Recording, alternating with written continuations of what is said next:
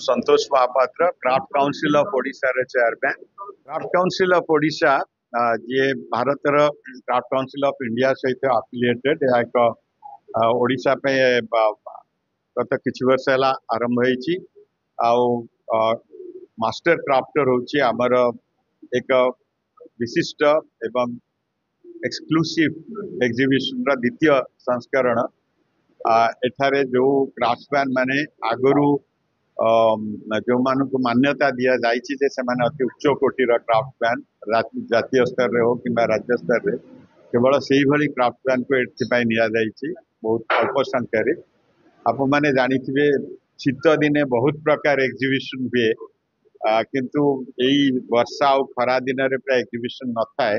तेणु ये समय रे मध्य कौन एयर कंडीशन हॉल रे एग्जीबिशन हो पारिबो एवं